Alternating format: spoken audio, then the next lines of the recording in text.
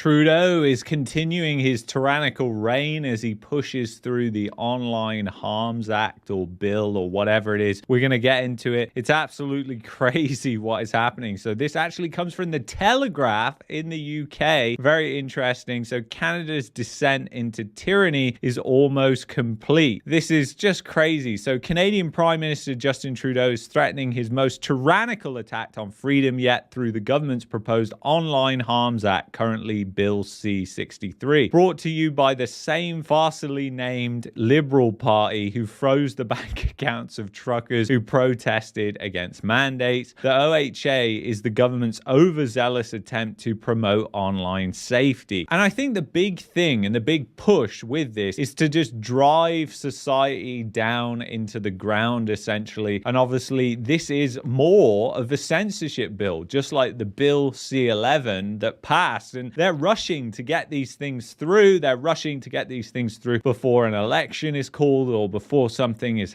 or before something happens. And when you think about it, they're just very vague. It's like Bill C-11. Bill C-11 was very vague in what it talked about. But this, again, is vague with what it's actually going to do and what people are going to actually report. And it's going to essentially just create this chaotic movement in Canada towards censorship because people can just claim, oh, that's online hey if they don't like something. And then, you know, it's just, it is crazy what is happening in the world. I cannot believe that this is happening in Canada right now in 2024. It's unbelievable. So the proposed legislation supposedly achieves this by requiring operators of social media services to adequately mitigate the risk that their users will be exposed to harmful content through measures such as publishing standards of online conduct, providing blocking tools and ways to flag and label harmful content. The OHA would create a digital safety commission to administer and enforce the rules, along with a digital safety office to support social media users and advocate for online safety. And again, who's going to pay for that, guys? It's going to be another government outfit that will be paid for using taxpayer dollars. I mean, this is just unbelievable. Nobody asked for these things. Nobody asked for Bill C-11. Nobody asked for Bill C-63 as well. And it's not just Canada that is seeing these things come to fruition. It's also happening in the United States. You've got the Patriot Act, which they're trying to amend into something very similar to this. And you've also got what's happening in the UK with the Online Harms Act. So, you know, you've got these things that are happening globally. And again, it just very much reminds me of 2020. What happened in 2020? Well, everybody was doing these global policies, essentially. All the countries like the United States, the UK, and the EU looked like they were just following each other on what they were going to do, which is very alarming when this happens. So you have to wonder who's pushing for this. And we know behind closed doors, it's people like Klaus Schwab who are pushing for this because they've even said it in their conferences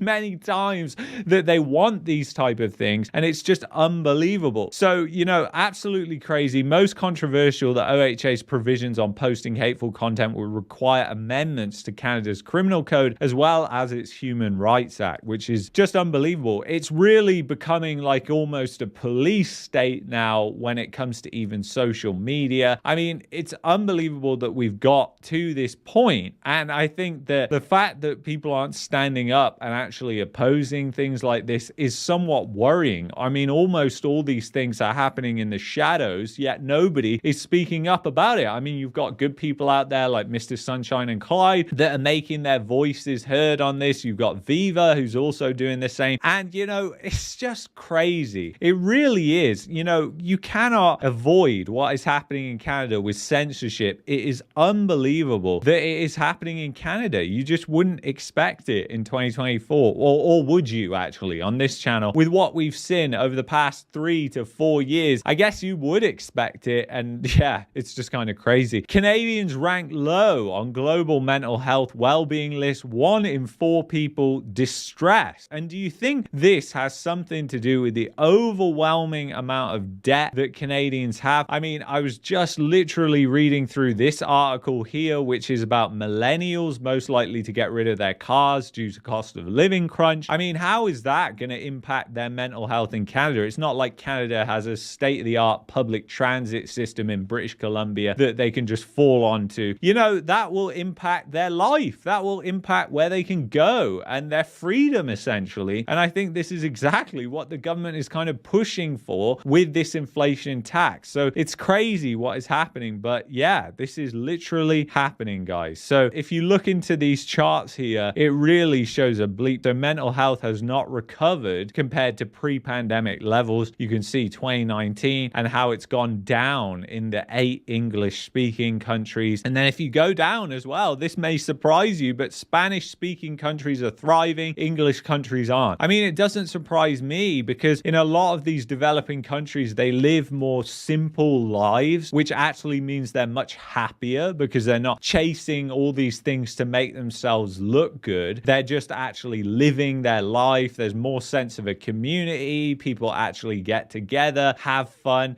and they enjoy the little things in life. Whereas people in Canada are in debt up to their eyeballs, and it's not just Canada, it's many other countries, and the debt levels are just so high. Obviously, it's going to take a toll on people's mental health. It's what I call debt slavery, essentially. So anyway, let's see what is going on with this list. Less advanced economies dominate the top of the list, while the bottom was surprising. Countries that scored the highest for mental health well-being were all considered developing, including the Dominican Republic, Sri Lanka, and Tanzania. These countries had MHQs of 88 or higher on average. On the other side of the scale were the lowest ranks: Brazil, South Africa, and the UK. And Uzbekistan, these countries rank from 48 to 53, close to half the score of the top. And here is the list. Basically, you can see Dominican Republic, one of the happiest according to the mental health scores that they did in this test. And then you can see how people have gone up and down. Like Colombia is actually quite high. You've got Mexico there, and then you go down, you've got the United States, you've got France here, Canada at 67, around Saudi Arabia and the UAE. You've got Spain, Belgium, all down the bottom, Ireland, the UK, my home country, which is,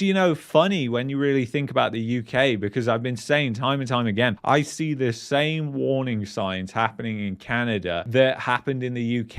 And we have seen a massive standard of living collapse that has happened over the past 10, 15 years in the UK that I think is now beginning to unfold in Canada and accelerating, just like it was post GFC in the UK, my home country, and which I saw because that was the job market that I went into after college. So the anglosphere is distress. 1 in 4 Canadians struggling. When it comes to distress respondents, the good news is things aren't getting much worse. The bad news is things got much worse during the pandemic and have stayed that way. The 8 English-speaking countries initially tracked went down from 14% of people distressed in 2019 to 29% in 2023, more than doubling over the period and slightly higher than the 27% average. So you can see there what's happening on a chart. And it is crazy. Share of Canadians distressed on par with Syria and Mexico. So again, this chart looking at distress, you can see what's going on here. You can see the United States is right there. Canada is there. Mexico, kind of surprising, but then Mexico geographically is massive. And obviously there are massive problems in certain regions of Mexico. Nobody can deny, but it's just funny that Canada is on par with it. Also Ecuador, the United States as well. So it's crazy. And the United Kingdom is way down at over 35%, more distress struggling. So crazy. And when you look, mental health of young adults, driving trend lower in anglosphere. Driving scores low as the erosion of mental health for young adults. The MHQ for those aged 18 to 24 in the original 8 English-speaking countries fell roughly 2/3 from 2019 to 2023. The decline in scores shrunk with older demographics, with boomers seeing virtually no change over time. And then you can basically see what's happened here, and it's absolutely tanked and just done nothing. Whereas you look at the boomer group here,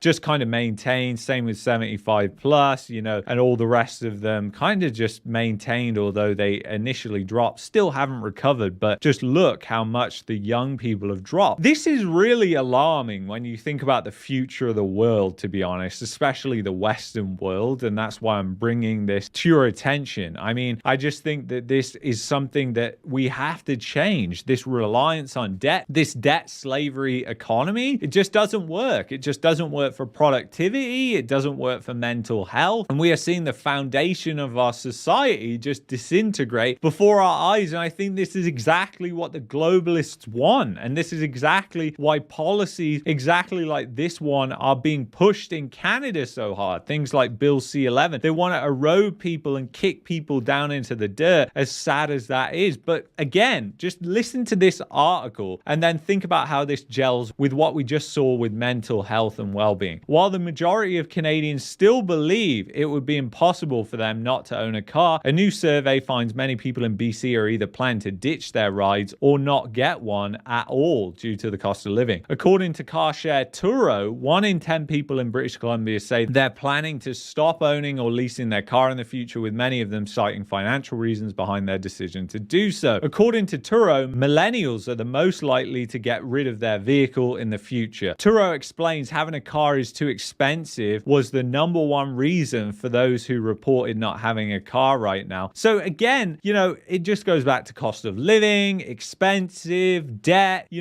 again, like, this is what's happening. People can't afford life in Canada anymore. It's very, very sad that we've got to this point, but we have to sort of figure out some way of pulling together and pushing back against this. Because I believe if we're all just separate and all just operating on our own sides of the aisle, pretending that certain parties are really polar opposite when they're actually very similar and they all just bargain for maintaining the status quo, then what is going to happen, guys? Are things going to get dramatically better, or are things just going to maintain, maybe stop going down at the rate they are now, but maybe just maintain and then continue when the next government after that? We need radical change, unfortunately. And with the political setup that we have at the moment, it just doesn't allow for that. It just really does not allow for that. And you see that actually in more developing countries, that smaller parties have more of a chance of actually getting power. Now, that depends if they're actually a country that follows the rules when it comes to voting and everything like that. There are many countries that are just largely corrupt, and there is no question of a doubt about that. But there are also a lot of countries where you're more likely to get people who are just way out of left field that you wouldn't have thought, like what happened with Argentina, with Milei being elected. And I'm not saying he's the prophet and everything is going to be great with Argentina. I'm just saying that that's a radical change that Argentina probably needed and is going to cause a lot of pain, but then advance them towards something better in the future. So we really have to change. And it's the reliance on debt that I really think is the big problem here. And the fact that we're not producing a lot of goods and services, our productivity is falling and our output's falling. So anyway, things have to change big time here for all this to improve. And I really hope it does. I really hope it does. Anyway, I want to thank you so much for watching this video. If you've enjoyed this video, you might like this video where I'm out and about and talking about what's going on with the economy. If you're looking for a VPN to get around all these censorship acts and laws that are coming into power, go to expressvpn.com/marketmania. I will see you in